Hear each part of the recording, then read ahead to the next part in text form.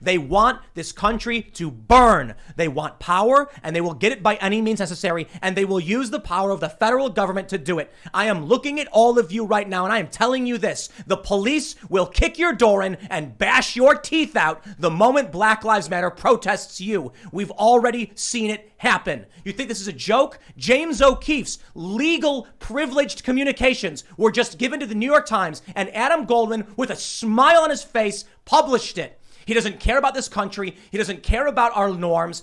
These people are at war with you, and they will burn your life to the ground like they're doing to Rittenhouse and like they're doing now to James O'Keefe because you dare oppose their power grab. This is not a joke, and it is getting worse. And in the next 10 years, as we enter the fourth turning and it escalates, it is going to get worse. James O'Keefe is a journalist. The federal government stole his privileged legal communications and gave it to the New York Times, who published it with a smile on their faces.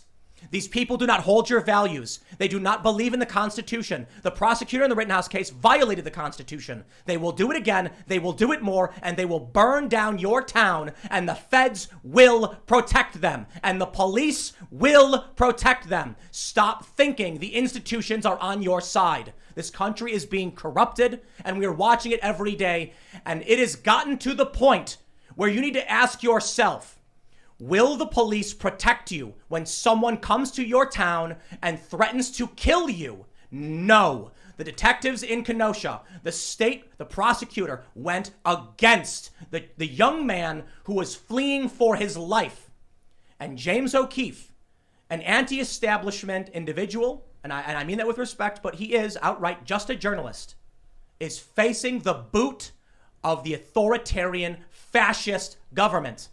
And it will get worse, and it will happen to you because you keep complying. And you keep saying, but my kids need food. And now inflation is here, and there's food shortages, and your kids aren't eating. And the schools are indoctrinating your kids. Now we see a turnaround with Youngkin because the parents are standing up. But too many people keep saying, as long as I keep filleting the state and dropping on my knees for the far left extremists, I will squeak by, and you will not. The police will come to your home. They will kick your door in, and they will arrest you because the good cops have already started quitting. And like we saw in Seattle, the police arrested the man who was retreating from Antifa as Antifa approached him with clubs in hand. And they apologized to Antifa over it. Like we saw in the Chaz, when several men unloaded hundreds of rounds into an SUV, and then the extremists stripped the evidence from the vehicle, and none of those people are brought to justice. And now we are at the point where Project Veritas is having their private, privileged, legal communications leaked to the New York Times, who with a smile on their face violate all norms, all respect, and lack all scruples. And you think sitting back and complying will result in you getting by. You are wrong. I'm sick of this.